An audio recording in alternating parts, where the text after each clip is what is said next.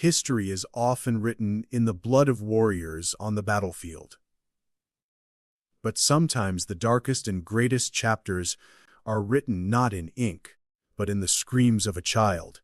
And tonight, in the bitter winter of 1457, on a wind-swept cliff in Wales, an entire dynasty is being born from the agony of a 13-year-old girl. Listen. Through the roar of the Atlantic storm, through the ancient stones of Pembroke Castle, groaning under the wind, there is another sound. A primal sound, sharp and desperate. It is the scream of Margaret Beaufort, inside a sealed room, where the air was thick with the scent of burning herbs, sweat, and the metallic tang of blood. Candlelight flickered and danced, casting tall, distorted shadows on the walls.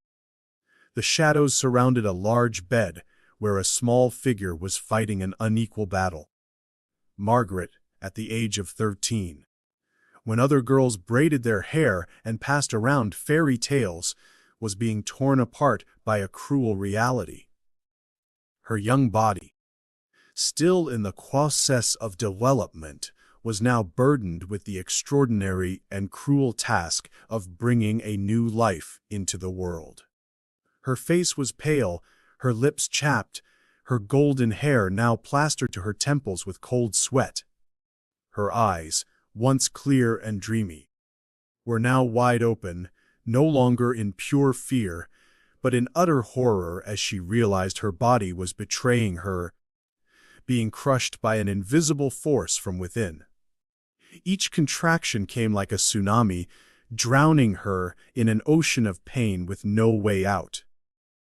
She bit down on a piece of linen to keep from biting her tongue, but the moans stuck in her throat still couldn't stop the screams that came out as the pain reached its peak.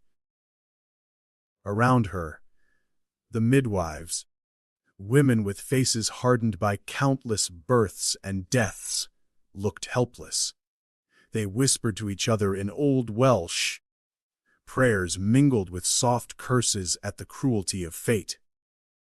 They had delivered hundreds of babies, but they had never seen anything like this. A child trying to give birth to a child. It was an affront to nature, a cruel consequence of the cold politics of the world outside these walls.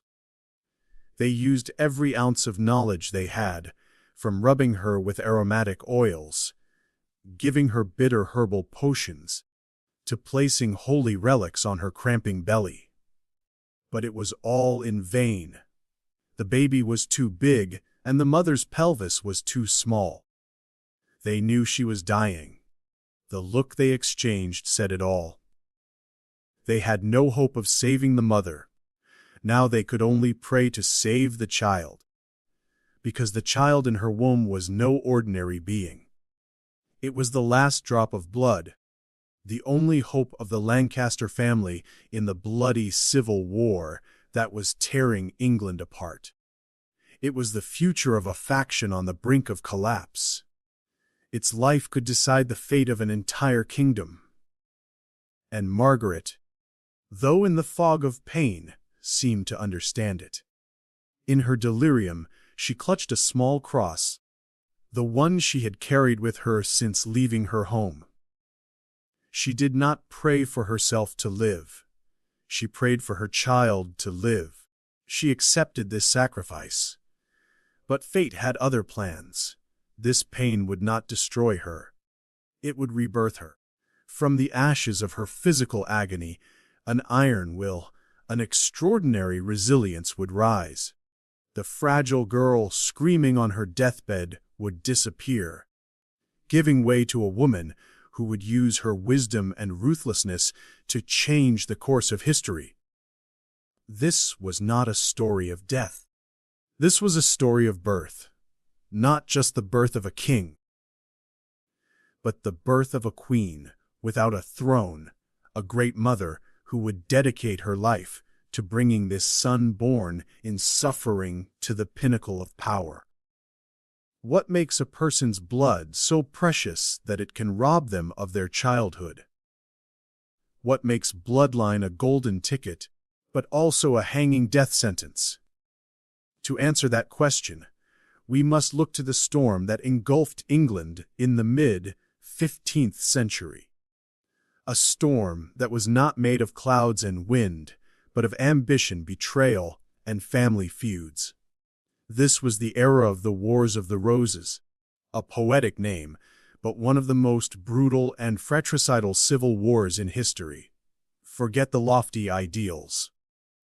This was a naked struggle for power between two branches of the same royal house, the House of Lancaster, whose symbol was the red rose, and the House of York, whose symbol was the white rose. Both believed they had the rightful claim to the throne. The spark for war was a vacuum at the top of power. The reigning king, Henry VI of Lancaster, was a pious, gentle man, but utterly unfit to be king. He was weak, indecisive, and suffering from bouts of insanity that made him unable to rule. As the leader of the pack weakened, the pack fought for his place. The English aristocracy, already filled with powerful lords with private armies, began to split. The country was in chaos, the law was disregarded, and the sword became the instrument to settle disputes. And into that furnace, Margaret Beaufort was born. She was no ordinary chess piece. She was a queen on this bloody chessboard. Why? Because of the blood that ran through her veins. Margaret was the great-granddaughter of John of Gaunt, Duke of Lancaster, the powerful third son of King Edward III. In an age when inheritance and legitimacy were everything, her lineage was an almost direct path to the throne. Despite some doubts about the legitimacy of her family tree, in the eyes of Lancaster supporters, she was the embodiment of legitimate succession. Her bloodline was a weapon. Whoever married her would not only gain the vast Beaufort fortune, but also a strong claim to the English throne.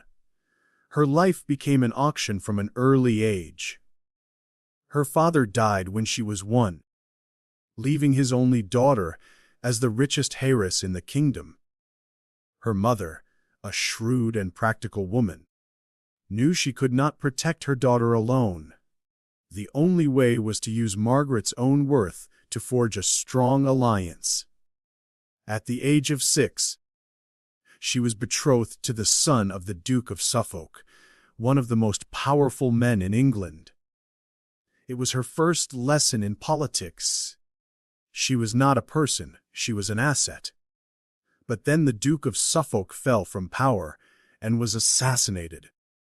The alliance fell apart, and Margaret, at the age of 7, was used as a pawn in a new game. This time the game took her to the Tudors. Edmund Tudor, Earl of Richmond, did not have the ancient lineage of the other great nobles. But he had something even more valuable, a close connection to the throne. Edmund was the half-brother of the reigning king, Henry VI. A marriage between Margaret and Edmund would create an ironclad alliance, cementing the position of the House of Lancaster and producing heirs of unquestionable royal blood. And so, the fate of the 12-year-old girl was sealed. She was taken to the altar to marry a stranger, a generation older than her. No one asked her if she wanted to. No one cared that her body and soul were not ready. She was just a tool, a sacrifice on the altar of dynastic ambition. The stormy blood that flowed through her veins had brought her status and wealth, but it had also robbed her of her childhood, and soon it would demand a much higher price. For most women throughout history, becoming a widow was a tragedy, marking the end of a chapter in life. But for Margaret Beaufort, at the age of 13, the widow's veil was not the end.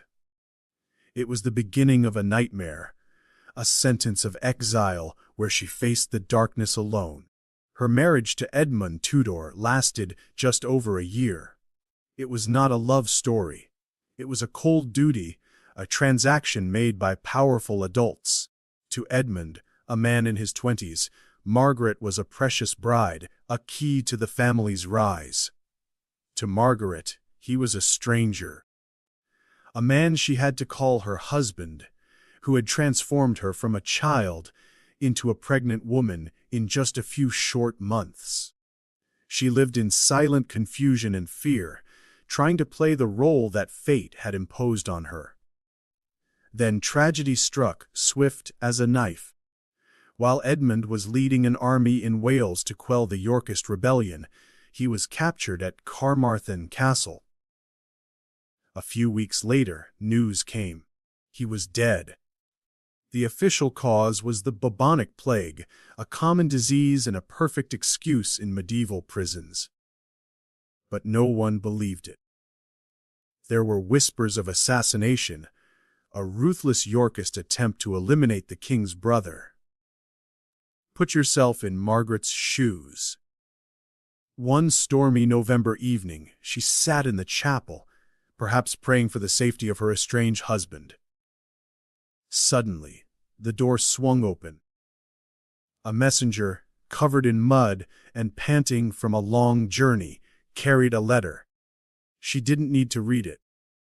The messenger's desperate eyes said it all. Her fragile world, already full of cracks, was shattered into pieces. What did she feel?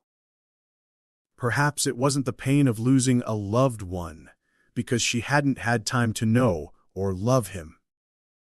It was a far more terrifying feeling: desolation. The only man who had been her protector was gone. She, a 13-year-old child, carrying the blood of the House of Tudor, was now completely exposed to enemies who were searching everywhere. She was no longer a valuable heiress to be fought over. She was a threat that had to be destroyed. She and her unborn child were living symbols of the Lancaster succession, and the Yorks would never let that symbol live. In the most desperate moment, a protector appeared. Jasper Tudor, Edmund's younger brother, a brave warrior and loyal to the House of Lancaster.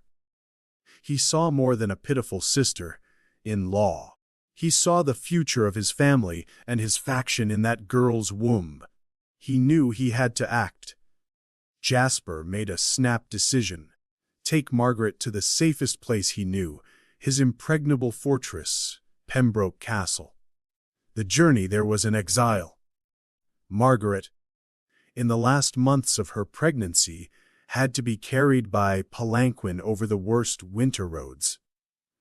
The road was no longer a road, but a muddy, frozen puddle. Every jolt of the palanquin was a stab to her tired, aching body. A cold wind blew through the cracks, and fear was colder than the wind. At any moment, a band of Yorkists might emerge from the woods. Every shadow of a tree, every strange sound, made her heart clench.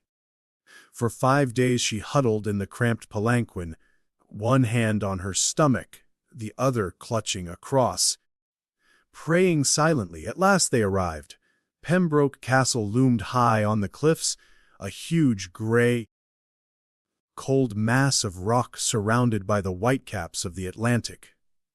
It might have been safe from outside enemies, but to Margaret it felt like a glorified prison. The towering stone walls kept the Yorkists out, but they also held her in, her fear, her loneliness, and the terrible ordeal that lay ahead. As the heavy iron gates slammed shut behind her, she knew she was cut off from the world. Here, in this lonely fortress, she would face the greatest and most painful battle of her life alone. Every throne is built on sacrifice, sacrifice of territory, sacrifice of gold, and sacrifice of the lives of thousands of soldiers.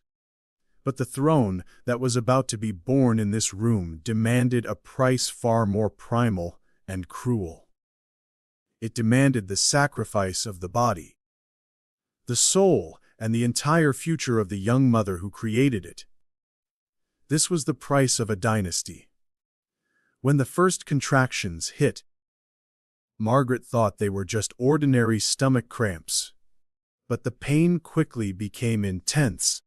Something strange and terrifying was taking over her body. The experienced midwives immediately realized the harsh truth. They exchanged worried glances. This was not the labor of a grown woman. This was the body of a child being torn apart from the inside. The room quickly became a battlefield. The fires in the hearth grew larger. Large pots of water were boiled, and pungent herbs were burned.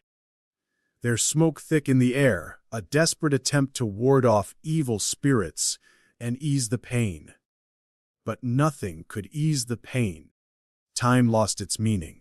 Day turned into night, and then night stretched on forever. 18 hours. Imagine. 18 hours of relentless torture. The initial pain, though intense, had its breaks. But then those breaks grew shorter and shorter until they disappeared altogether, leaving only a never-ending tsunami of pain.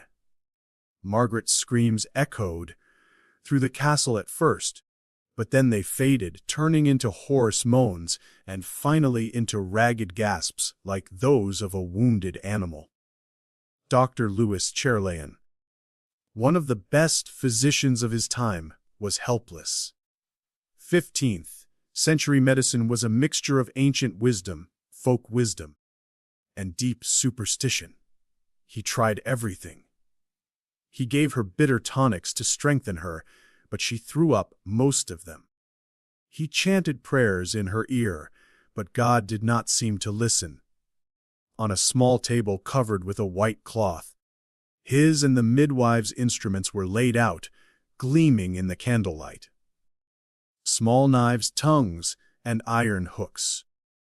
They were meant to save lives, but they looked more like instruments of torture. Every time Margaret glanced at them, her horror grew. As the second day dawned through the narrow window, the situation was desperate. Margaret had lost too much blood. Fever was setting in. She was delirious, mumbling nonsense. The baby in her womb was dying too, its weak heartbeat a testament to the struggle that was drawing to a close. Dr. Cherlayan and the head midwife knew that they had only one choice, a last, barbaric onesie to manually remove the baby. It was a life or death gamble, with a very low chance of saving the baby, and a near 100% chance that the mother would die from blood loss and infection. In that moment, as the midwife prepared to make her final move, Margaret seemed to come to her senses. She looked at them, eyes wide, and shook her head. But it wasn't a refusal, it was an acceptance. She was willing to die so that her child could live. And then, in a final effort by both mother and rescuers, amid a sea of blood and tears, the child was born. There was a moment of suffocating silence. Then, a weak but strong wail pierced the deadly air. Henry Tudor had come into the world. They placed the tiny creature, red and bloody, on his mother's chest for a moment. Margaret, through a haze, saw her son's face for the first and possibly last time. She had done her duty. But Margaret did not die. With some extraordinary willpower, she clung to life. However, the price of that survival was enormous. A few days later, when she was out of danger, the doctor informed her of a cruel truth. The violent birth had completely destroyed her reproductive organs. The internal tears were too deep. The damage was irreversible. She would never be able to conceive again. At the age of 13, Her life as a mother had begun and ended in a single night of terror. Her entire reproductive future had been exchanged for a single son. In the weeks that followed, she battled fever and infection. But as her body recovered, a greater change took place in her soul. The pain and sacrifice did not turn into bitterness. They turned into purpose. She looked at her baby boy, the product of all her suffering, and she made a silent vow. Her sacrifice could not be in vain. This child would not just live. He would be king. The price she had paid was too great. It could only be repaid with a crown. There are many ways to fight a war. Some fight with swords and armor on the battlefield, but others, more dangerous and resilient, fight with smiles, with silence, and with moves calculated in the dark for years. After surviving a hell no one could have imagined, Margaret Beaufort chose to become such a warrior. She took away her scream and replaced it with a mask. Consider her situation after giving birth. A 14-year-old widow. Her body scarred by never-ending wounds, with a newborn child. That child was both the greatest love of her life and the most dangerous burden. In the cruel chessboard of the Wars of the Roses, they were a king without a guard, completely exposed to the attacks of the enemy. Any York lord could have done meritorious service by clearing the last threat from the House of Lancaster. Their weakness was an invitation to death. Margaret, with a maturity that belied her years, understood this. Love and loyalty could not protect her son. Only the power of an enemy could. And so she made a decision that many considered unthinkable. Even treasonous, she would remarry, and her new husband would be a Yorkist. It was a bold and cold move. Sir Henry Stafford, the son of one of the most powerful Yorkist families, became her second husband. By entering into this marriage, Margaret had taken on the mantle of the enemy. She had transformed herself and her son from targets to family. It was a perfect act of self-defense, a way to hide in the middle of the tiger's den.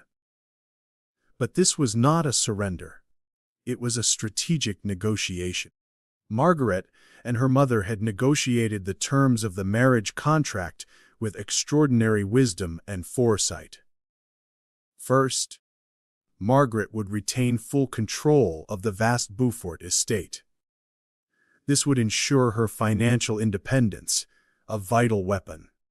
She would not have to rely on the kindness of her husband. Second, and this was a stroke of genius, she convinced the Staffords to accept a nearly unheard of provision. Her son, Henry Tudor, would not live with his mother and stepfather. He would continue to be raised in a safe, remote part of Wales under the guardianship of his loyal uncle Jasper Tudor. Think about it. She had taken away the Yorks' greatest weapon. They couldn't use Henry as a hostage. They couldn't, accidentally, cause an accident. He was safe, out of the reach of the royal court, and would continue to be raised with absolute loyalty to the House of Lancaster. Margaret's life became a drama. She assumed the persona of Lady Stafford, the dutiful wife, the devout woman, seemingly resigned to her fate and forgetting her Lancastrian past. She attended Yorkist parties, smiled and toasted the health of King Edward IV, her family's sworn enemy. She listened to the taunts about the failed Lancastrians, and appeared cheerful among those who might have ordered the murder of her first husband. Can you imagine the inner turmoil and mental strength required to live such a life? Every day was a silent battle. Every smile was a tactic. Every kind word was an act of intelligence. behind that gentle and resigned exterior was a mind that worked tirelessly. She watched. She listened. She learned to distinguish friend from foe, to recognize the cracks within the Yorkist camp, and to quietly build her own network of allies. Gone was the innocent girl who had screamed in the delivery room. In her place was a woman who had learned that in the Game of Thrones, the most powerful weapon is not the sword, but patience, intelligence, and a mask that never falls. She was prepared to wait, even if it took decades, for the day when that mask would be removed and the sword of vengeance unsheathed. Hope is a dangerous thing. It can be a torch that can help you through the darkest nights, but it can also burn your soul when cruelly extinguished. In 1471, for Margaret Beaufort, the last flame of hope she had secretly nurtured for 14 years was blown out to sea by a fateful wind. That year, at the Battle of Tewkesbury, the Lancastrians suffered a devastating and final defeat. Their army was crushed, and more importantly, Edward, Prince of Wales, the last heir and greatest hope of the Red Rose, was killed on the battlefield. At the same time, King Henry VI was also mysteriously assassinated in the Tower of London. The direct Lancaster line was extinct. In an instant, the political chessboard was turned. Margaret's 14-year-old son, Henry Tudor, had gone from being a minor character in the play to being thrust into the center of the stage. Despite his ambiguities, his bloodline was now the House of Lancaster's only remaining claim. He was no longer a boy. He was a living threat, a symbol that could rally all of York's enemies. And the victorious King Edward IV, never one to shy away from eliminating his rivals, was not about to let that threat remain. Jasper Tudor knew this better than anyone. To stay was to die. He and Henry were on the run. It was a dramatic escape as the Yorkist army closed in. They raced against time, reached the port of Tenby, and boarded a small ship to the unknown exile. Margaret was not there to say goodbye. She did not get to hug her son one last time, or tell him to be careful. She was in England, trapped in enemy territory, and only learned of his death days later, in a short, cold text message. Her son was gone. Try to feel her pain. It was not the pain of a mother who had lost a child to death. It was probably a more lasting mental torture. Her son was still alive, somewhere out there, but she could not see him, could not touch him, could not even be sure if he was safe. She had watched him grow up from afar for the first 14 years of his life. Now she faced the prospect of never seeing him again. She could only imagine her son, a 14-year-old boy, alone in a strange land, hunted and learning to survive. This kind of pain could easily break any woman, turning them into a shadow of despair. But Margaret Beaufort was not just any woman. Grief did not break her. It fueled her. Her motherly love was tempered into a steely resolve. She would not mourn. She would act. Not long after her second husband died. Once again, she was free. And she made the boldest and most brilliant political move of her life. She married for the third time to Lord Thomas Stanley. Stanley was not a man of any faction. He was loyal to only one thing's power and survival. He was a master of the art of politics, a cunning fox who knew how to bet on the right side at the right time. Margaret and Stanley's marriage was not one of love. It was a union of two master strategists. Each saw in the other a tool for his own ambitions. With Lady Stanley's protection and status, Margaret transformed herself into the perfect spy. She lived at the heart of the Yorkist court, smiling at the king while her hands silently wove a vast web of intrigue. Over the course of those 14 years, she became the Queen of Spies. She used her wealth to finance her son and his exiled court in Brittany. She built an elaborate intelligence network, using priests, merchants, and even pilgrims to carry messages and coded messages. Every day of those 14 years, she lived in two worlds. By day, she was the venerable Lady Stanley, a pious and seemingly harmless lady. But by night, she was the brains of the resistance, the mother who used all her wits and patience to pave the way for her son's return. She lived with a constant fear that one day the messenger would bring the news she dreaded most. But that fear did not slow her down. It only made her more calculating, more patient. She was waiting for a crack in the York walls. And she knew that if she waited long enough, that crack would surely appear. In the Game of Thrones, the strongest person doesn't always win.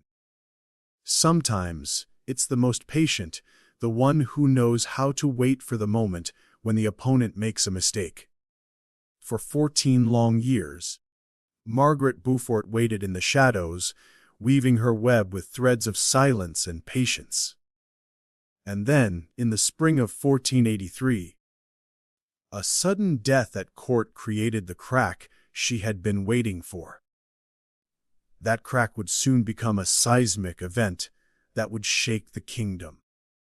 King Edward IV, the great Yorkist warrior who had decisively defeated the Lancastrians, died suddenly at the age of 40. His death was not entirely unexpected to those close to him. He had led a life of indulgence and overindulgence, but it plunged England into immediate crisis. The throne passed to his son, a 12-year-old boy named Edward V. History had shown that there was nothing more dangerous than a child king. True power lay in the hands of the regent, and a bloody struggle for that position was inevitable.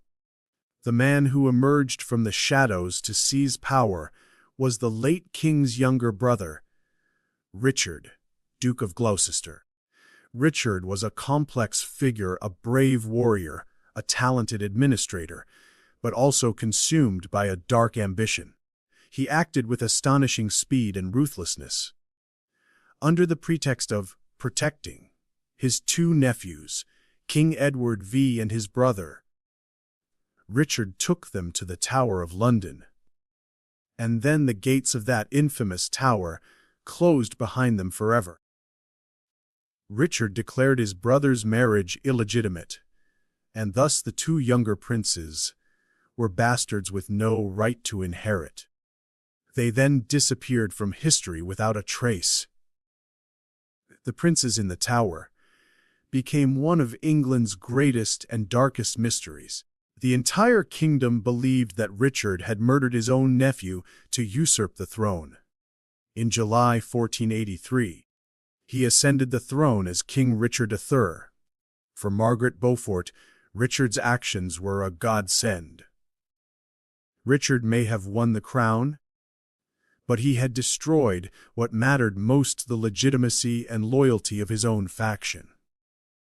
Many of the Yorkist nobles, who had fought so hard for King Edward IV, were now disgusted by the usurper's actions.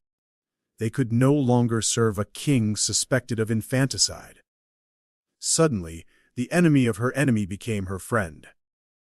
Margaret, from her room, saw a golden opportunity. She sprang into action, and her first move was a masterstroke of diplomacy. She secretly contacted the widow of King Edward IV, Queen Elizabeth Woodville, the woman who had been her sworn enemy. The two women, one Lancaster, one York, two mothers who had lost everything, put aside their hatred to form an unlikely alliance. Together they hatched a plan. Henry Tudor would return, overthrow Richard III, and then marry Elizabeth's eldest daughter, uniting the red and white roses, ending the Civil War forever. It was a perfect plan, with the backing of both loyal Lancastrians and disaffected Yorkists. Margaret organized a full-scale uprising in October 1483. The plans were drawn up, the rebels were ready, and Henry Tudor and his fleet set sail from Brittany. For the first time in years, victory seemed within reach. But fate once again played tricks on her. Margaret's first big bet failed miserably. A terrible storm at sea scattered Henry's fleet, forcing him to turn back. Meanwhile, betrayal revealed the plan in England. Richard III, a brilliant military commander, acted swiftly and brutally. The rebellion was put down in blood. Many of Margaret's allies and friends were captured and executed. She could only watch helplessly as the network she had spent years building was destroyed. She herself faced execution for treason. But once again, her cunning husband Thomas Stanley saved her. He may have convinced Richard III that executing such a powerful woman would cause more unrest than deterrence. Margaret survived, but was severely punished. Her estates and titles were stripped and placed in the care of her husband. She was placed under house arrest, closely watched. To the world, Margaret Beaufort was defeated, neutralized. She had played her cards and lost. But Richard III and the world had made a fatal mistake. They could imprison her body, but they could not imprison her mind, which immediately began planning her second and final gamble. It is often said that a lion in a cage is more dangerous than one in the wild. Confined to her own home, stripped of her titles and possessions, Margaret Beaufort had never been more dangerous. King Richard III thought he had neutralized her, reduced her to nothing more than a prisoner. But he was fatally mistaken. He had only imprisoned her body, but could not chain her great mind and a will forged in the fires of hell. From her prison cell, Margaret weaved the final threads of the web she had been spinning for nearly 3 decades. She was like a spider, sitting motionless at the center, but sensing every tremor in her web. Through her husband, Thomas Stanley, who was given free access, she continued to direct the resistance. Her letters became more elaborately coded, her secret meetings more cleverly arranged. She forged frayed alliances, seeking new allies from the Yorkists, who had grown increasingly disgusted with Richard's tyrannical rule. She was not planning just a battle. She was planning a dynasty. 2 years after the disaster of the first uprising, in August 1485, the cobwebs were drawn.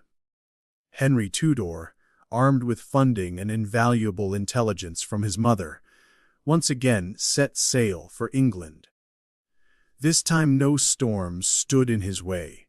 He landed in the same Welsh soil where he had been born and raised, with a small but determined army. When Richard III heard the news, he laughed. What could a nameless exile with a handful of mercenaries do? He would assemble a vast royal army, many times larger than the king, to crush this petty threat once and for all. All England held its breath. All eyes were on one family, the Stanleys.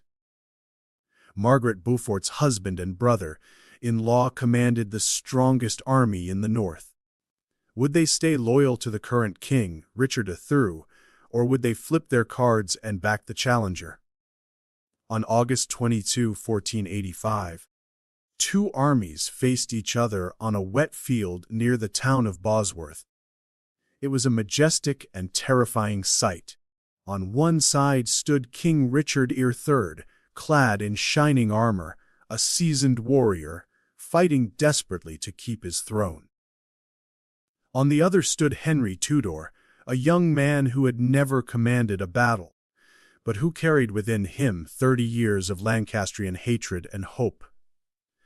And on a nearby hill, standing apart, stood the Stanley army, their banners fluttering in the wind, silent as a judge passing judgment on the fate of their rivals. The battle began. Richard's army, outnumbered, gradually gained the upper hand. Henry Tudor and his small army were in danger of being surrounded and annihilated. Seeing this, Richard III decided to make a bold but risky move. He would personally lead a suicide squad through the chaos and behead Henry Tudor, ending the battle with a single blow. It was a cinematic moment. Richard, like a god of war, was charging straight at Henry. He was so close that he could have killed Henry's standard bearer. The future of England hung in the balance, and at that crucial moment, when Henry seemed certain to die, Margaret Beaufort, hundreds of miles away, made her final move. The Stanleys finally moved. They did not charge to save King Richard. They charged straight into the flank of the death squad, driving a knife into the king's back. It was the betrayal Margaret had been planning and waiting for all these years. Richard III was surrounded, thrown from his horse, but he refused to surrender. He fought like a king to the last breath. When the battle was over, Richard's crown was found thrown off and stuck in a bush. It was picked up, cleaned of dirt, and placed on Henry Tudor's head, right there on the battlefield. There was a great cheer. "Long live the king!" The Wars of the Roses were over. The Tudor dynasty had begun. A few weeks later, Margaret and Henry had the reunion she had waited 14 years for. Her son was now King Henry VII, and she was no longer just Margaret Beaufort or Lady Stanley. She was given a unique title, My Lady the King's Mother. She became the king's most powerful woman, his closest advisor. She lived to see her son marry the York princess, truly uniting the two families. She lived to see her grandson, the future Henry V, born from a screaming, physically broken 13-year-old girl to a lonely child widow, a double-dealing wife, a shadowy strategist, and finally a powerful queen mother. Margaret Beaufort's life is an extraordinary testament to the power of human will and a mother's love. That love, forged in the hellfire of loss and suffering, became a weapon powerful enough to end a civil war and give birth to one of history's greatest dynasties.